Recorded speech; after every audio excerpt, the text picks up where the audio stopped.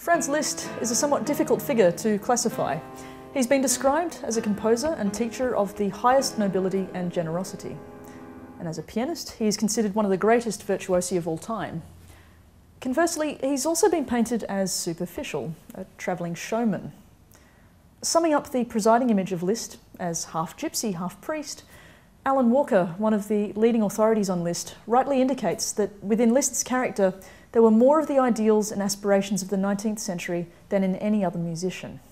Pianist Alfred Brendel has said that the reception of Liszt's music depends very much on its interpreter, that it's music that requires us to largely forget the physical, more technical aspects of piano playing. Without intelligent interpretation, in Brendel's words, it may only be one step from the sublime to the ridiculous. The arts in the 19th century were fascinated with nature, literature, exploration, and a search for personal identity. And all of these elements are embodied in Liszt's work, The Years of Pilgrimage. Many of the piano pieces in this collection were composed in the 1830s and 40s, during which time Liszt was touring Europe as a piano virtuoso. There are some 26 pieces over 3 volumes, named Switzerland, Italy, and Year 3.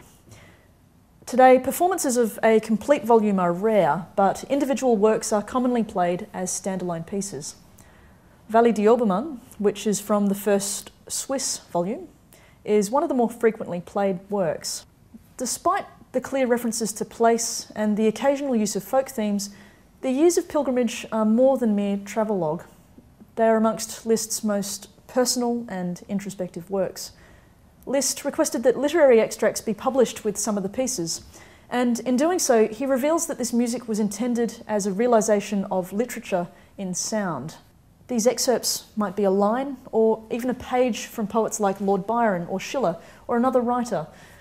Vallée d'Obermann, which translates as Obermann's Valley, has 3 extracts of literature. There's a verse by Lord Byron, and 2 excerpts from the early Romantic French novelist Senancour.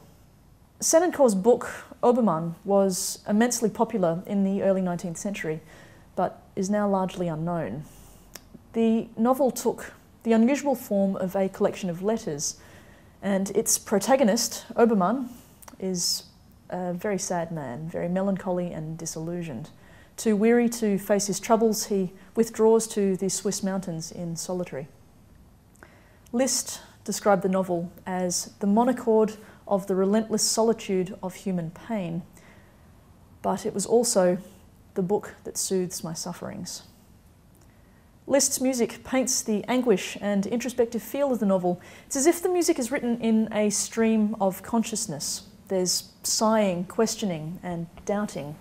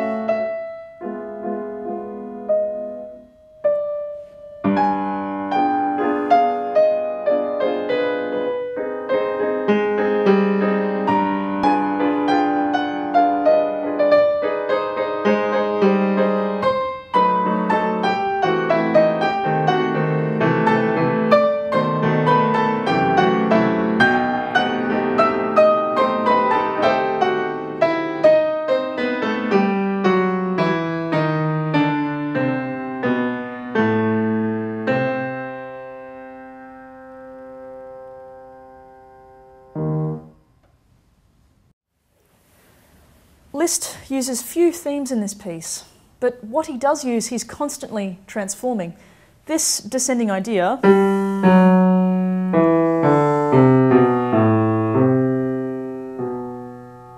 is the musical thread of the entire work.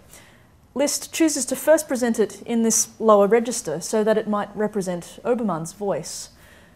Throughout, it's as if the pianist's sounds become Obermann, the sounds representing words of self-questioning and doubt, reflection, isolation, and the odd moment of hope.